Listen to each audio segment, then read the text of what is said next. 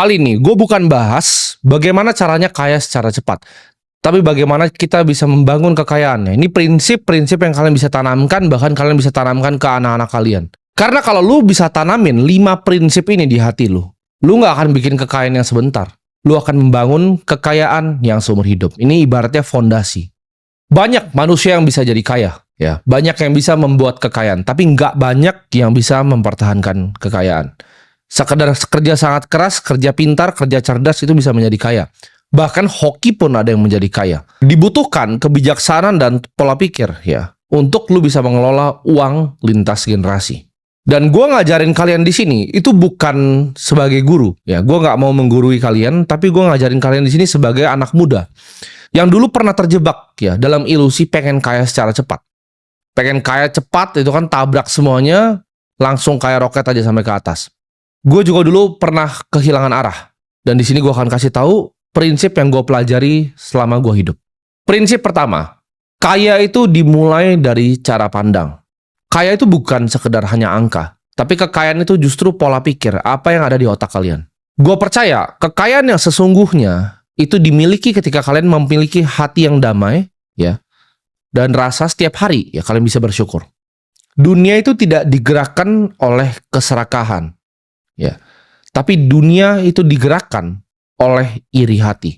Jadi motivasi manusia untuk melakukan sesuatu itu bukan hanya serakah, tapi yang paling kuat dan paling banyak adalah iri hati.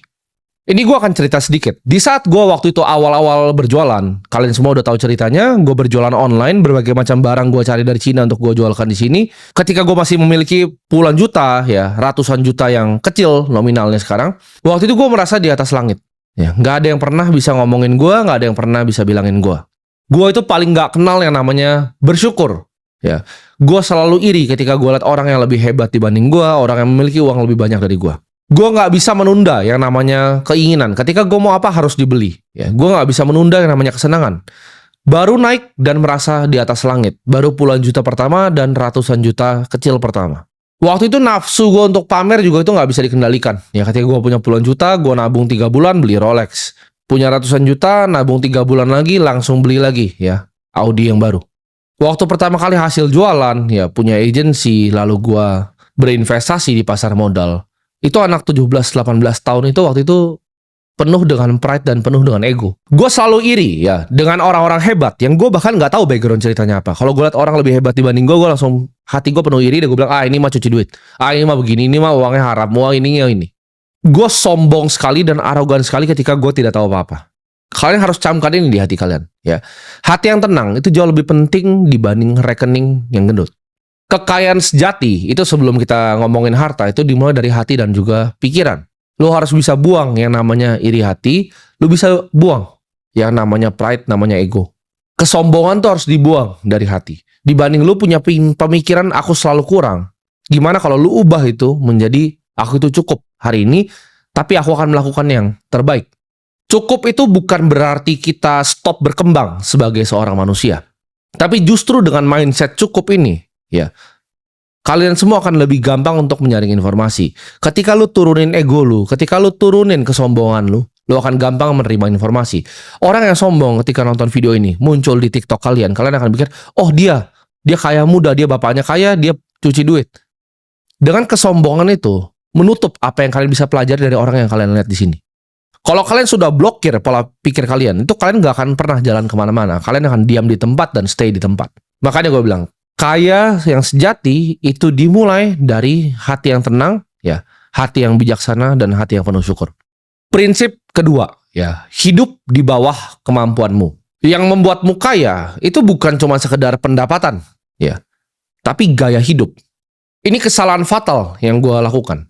Investasi baru sekian miliar, ya, income ratusan juta, gaya hidup udah selangit. Kalau gue tahan sedikit aja waktu itu, ya. Memang pas awal-awal masih jutaan, itu gue tahan terus, ya. Jutaan masih tahan, ya, puluhan juta masih tahan-tahan dikit. Ketika ratusan juta sampai miliar uang gue, itu gatal pertama tuh dimulai di situ. Waktu punya duit sedikit, sudah beli beberapa jam tangan Rolex yang murah-murah itu untuk pamer, ya, ke teman, ke orang lain.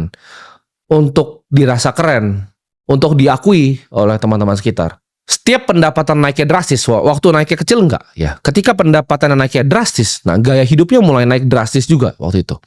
Di tahap itu gue adalah anak muda yang nggak ngerti untuk membedakan antara mana namanya kebutuhan ya dan mana yang namanya keinginan. Ini sulit untuk waktu itu gue bedakan.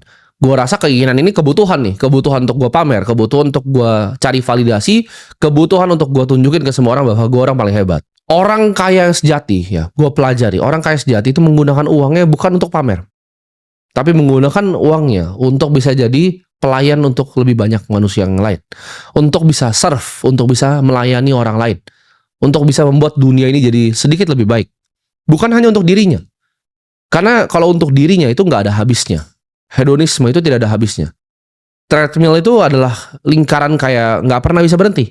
Ya, lo awalnya mau mobil harga 100 juta, lo mau mobil 1 miliar, nggak cukup 1 miliar, lo beli yang 5 miliar, nggak cukup lo beli 8,5 miliar, lo beli yang 10 miliar, lo beli yang 15 miliar, dan akhirnya lo beli 30 miliar. Itu nggak ada habisnya. Orang kaya sebenarnya tahu fungsi uang itu lebih baik digunakan untuk orang lain dibanding untuk diri sendiri. Ingat, iri hati dan impulsif itu adalah musuh dari orang kaya. Ya, ketika sudah punya uang sedikit, akhirnya impulsif. Dan ingat ya di sini ya, hidup yang hemat itu bukan berarti lu adalah orang yang pelit, tapi justru lu adalah orang yang bijak. Jangan hanya beli barang itu untuk pamer, ya, tapi beli barang itu untuk fungsinya. Dan jangan pernah bekerja hanya untuk mendapatkan validasi orang lain, karena itu adalah hal yang sia-sia. Kalau lu ngerasa lu pengen bekerja, pengen mendapatkan lebih hanya untuk pamer, hanya untuk mendapatkan validasi, itu adalah hidup yang sia-sia. Ketika lu bisa jaga gaya hidup lu sekarang, ya, pendapatan lu naik, tapi gaya hidup lu jaga sekarang, itu adalah modal investasi lu untuk masa depan. Semakin banyak lu bisa jaga gaya hidup lu, semakin banyak uang, capital yang lu bisa preservasi untuk menjaga masa depan lu. Semakin banyak nanti ke depannya uang yang lu bisa gandakan. Ingat kata-kata gue ini, ya. Uang yang lu tidak habisin hari ini adalah uang yang lu sisain untuk bertumbuh di masa depan. Jadi lu harus bisa menunda nih. Kesenangan tuh ditunda dulu, bedain. Mana? Ketika lu lihat, oke, pengen ini keinginan atau kebutuhan. Lu pikir dulu. Ya, lu pikir seminggu. Oh, nggak butuh-butuh banget ya, nggak perlu. Nah, ini akan nyambung ke prinsip yang ketiga, ya. Buatlah uangmu bekerja untukmu. Kalau kamu, ya, terus bekerja demi uangmu itu, seumur hidup nyari uang terus kerja, maka seumur hidup kamu akan jadi manusia yang lelah. Akan capek terus, ya, nanti. Ini adalah kata-kata yang beneran mengubah hidup gue sampai gue seperti sekarang. Kalau lu tidak bisa membuat uang bekerja untuk lu di saat lu tidur, lu akan selamanya bekerja untuk uang. Ketika gue tahu hal ini, semua uang yang gue dapatkan itu pengen gue cepat-cepat pekerjakan. Jadi uang itu sebagai prajurit yang bekerja di saat gue tidur. Kalau gue tidur gue belum bikin uang, jadi problem di hidup gue. Uang itu adalah energi, ya. Jadi jangan buang-buang energi lu untuk sesuatu yang tidak menghasilkan. Lu harus bisa bedakan nih, mana barang yang akan jadi sampah, mana yang akan justru itu jadi bibit pohon lu di masa depan. Ini contoh ya, dibanding lu itu beli sepatu ya, 10 juta, 5 juta, untuk ngerasa keren di komunitas kecil lu, di tongkrongan teman-teman lu, mending uang yang sama lu pakai untuk beli kepemilikan dari perusahaan, untuk beli aset yang langka, untuk menabung suatu aset yang langka, untuk diinvestasikan untuk masa depan lu. Karena sepatu yang lu pakai itu cuma kelihatan kerennya mungkin sekali doang. Minggu depan teman lu juga biasa aja lihat sepatu lu, lu sendiri pun biasa aja lihat sepatu lu, tapi uang yang sama, lu bisa belikan kepemilikan perusahaan yang barangnya lu pakai setiap hari. Mulailah dari hal-hal yang kecil. Setiap lu punya uang, rutinlah investasikan, jangan kebanyakan gaya. Ini jadi disiplin yang dibiasakan setiap hari. Setiap ada uang kecil disisihkan, setiap ada uang kecil disisihkan. Nah, ini prinsipnya apa? Untuk bisa ibaratnya menggandakan uang, ya, bikin uang itu bekerja di saat lu tidur. Yang pertama adalah memiliki pemikiran yang jangka panjang sebenarnya. Kalau pikiran lu itu jangka pendek, lu nggak akan bisa bikin uang. Ketika lu mikir, oh ada hot IPO ini, ada hot IPO itu, lu dapat berapa sih emang persenannya? Ketika book building lu masukin itu ke sekuritas, lu dapat berapa? Kecil sekali kan, itu nggak mengubah hidup lu. Ya. Tapi kalau lu disiplin menabung, lu disiplin setiap ada uang lu sisihkan, lu lihat, oke, ini perusahaan kira-kira 20 tahun dari sekarang masih ada nih. 20-30 tahun ke depan masih ada nggak nih? Masih bisa membagikan saya dividen atau enggak nih? Ini aset produktif perusahaan yang labanya terus meningkat nggak? Oke, ketika ini perusahaan yang labanya terus meningkat, earnings-nya terus meningkat, dia konsisten membagikan dividen kepada pemegang sahamnya. Oke, gue mau jadi pemilik dari perusahaan ini. Itulah yang gue lakukan ketika gue 15 tahun. Investasi tuh nggak ribet. Ya, rumusnya sederhana. Sabar ditambah waktu. Investasi itu sama dengan sabar ditambah waktu. Bukan lu beli sesuatu sekarang, lu berharap kayanya besok. Nah, ini prinsip lagi ya tentang menggandakan uang. Belilah aset di saat semua orang ketakutan, semua orang nggak ada yang mau beli aset. Contohnya di saat COVID, orang semua takut. Itu gue beliin murah-murah perusahaan-perusahaan bagus. Contoh lagi, ketika kasus FTX, exchange di luar meledak, Bitcoin turun sampai 16.000. Semua orang takut, semua bilang itu sudah habis. Ya, gue tahu ini adalah aset yang langka, use case-nya ada, diingini oleh banyak orang waktu itu, dan dikasih harga yang sangat terdiskon. Ya pasti gue sikat. Seperti zamannya kepemilikan perusahaan yang murah di saat 2020. Gue lihat ini bank bagus sekali gitu. Kenapa harganya segini? Ya labanya besar sekali, harganya kok segini. Ya gue beli dengan semua uang gue. Karena jarang-jarang kadang kita dapat kesempatan seperti itu di hidup. Ya, itu yang disebut dengan momentum. Itu yang orang lain bilang hoki. Tapi gue punya uangnya. Gue punya persiapannya di saat kesempatannya datang. Di saat semua orang ketakutan. Banyak juga, ya kesempatan itu datang ke semua orang. Tapi satu, nggak semua orang waktu itu punya uangnya. Nggak punya persiapannya. Nggak semua orang tahu harus ngapain. Ya kan? Ketika Bitcoin 16.000, banyak kok teman-teman gue yang punya uang. Tapi mereka tidak punya ilmu dan pengetahuannya. Mereka tidak punya skill, tidak punya knowledge untuk capitalize di kesempatannya. Di saat orang takut, di situ saatnya kita masuk. Di saat semua orang euforia, semua orang pesta, semua orang senang, di saatnya itu kita kabur. Investasi itu butuh waktu, ya. Sama seperti kita menanam padi. Jangan langsung lu panen, tunggu dulu, sabar dulu, lihat dulu. Nah, kalau lu menggunakan prinsip ini, ya, untuk bikin uang bekerja di saat lu tidur, itu hidup lo akan enak sekali, ya. Seperti gua nih. Tadi malam gua tidur, gua bangun, uang gua sudah bekerja untuk gua. Sekarang gua memiliki hampir puluhan juta lembar. Dari puluhan juta lembar itu, November nanti gue dibagikan dividen interim, Maret gue akan dibagikan dividen lagi. Dari 3,36% dividen yield yang gue dapatkan dari situ, gaji gue kira-kira ya lebih besar dari beberapa direksi di situ. Direksi kerja dari pagi sampai malam. Sedangkan gue sebagai investor di situ, gue hanya duduk tenang, diam. Ya, gue bisa ajarin apa ilmu yang gue punya, gue bisa ajarin hal seperti ini. Itu sudah lebih ya dari lo mau ngomong direksi-direksi bankir-bankir yang sudah senior. Pendapatan gue hanya dari dividen di satu perusahaan yang gue punya. Ya ini perusahaan paling besar di Indonesia. Jadi kapan untuk kita bisa nanam bibit? Ya, kalau lu belum tanam bibit lu itu untuk bikin pohon, ya, tanam sekarang. Bibitnya lu taruh di situ, lu kasih air, biarkan dia jadi pohon yang luar biasa rindang.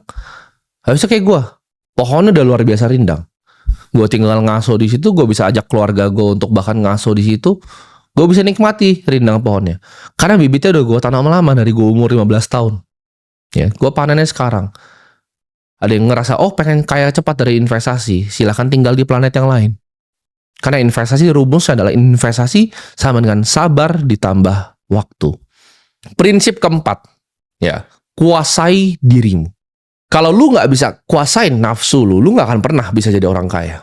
Dan uang itu tidak akan pernah dititipkan jatuh di tangan lo. Musuh kekayaan itu apa sih? FOMO, ya, emosi dan ego. Orang yang punya uang seperti gue, itu gimana caranya bisa bangkrut? Biasanya karena mereka berinvestasi di sesuatu yang mereka nggak mengerti dalam jumlah yang banyak.